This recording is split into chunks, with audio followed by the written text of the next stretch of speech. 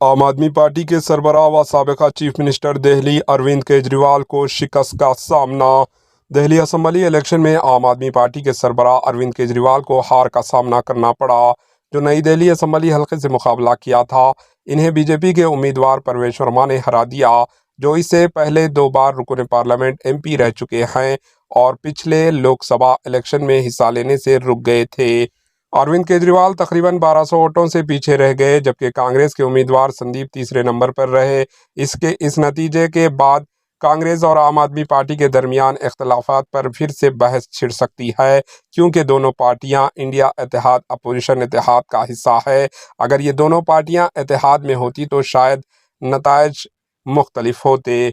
BJP के परवेश वर्मा, जो दिल्ली के साबिका चीफ मिनिस्टर साहब सिंह वर्मा के बेटे हैं, इस कामयाबी के बाद मरकजी वजीर दाखिला अमित शाह से मुलाकात करने वाले हैं। इन्हें मुस्तकबिल के चीफ मिनिस्टर के मुमकिना उम्मीदवार के तौर पर भी देखा जा रहा है।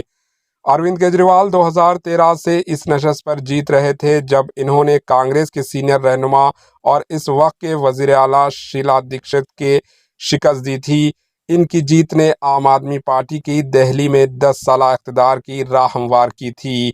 अरविंद केजरीवाल की हार के चंद मिनट बाद ही इनके साबिका नायब वजीर आला मनीष सिसोदिया ने भी अपनी शिकस्त को तस्लीम कर ली, जिससे यह जाहिर हो रहा है कि इस इलेक्शन में आम आदमी पार्टी को बड़ा नुकसान हुआ।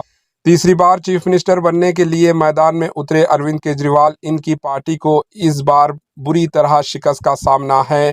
दोपहर 1 बजे तक बीजेपी दिल्ली की 70 में से 48 असेंबली नशस्तों पर आगे थी, जबकि आम आदमी पार्टी सिर्फ 22 सीटों पर बरतरी हासिल कर ली थी।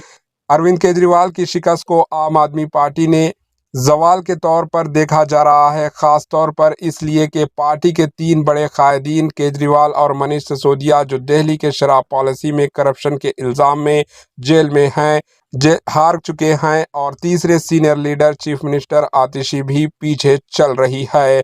Bureau report, H news.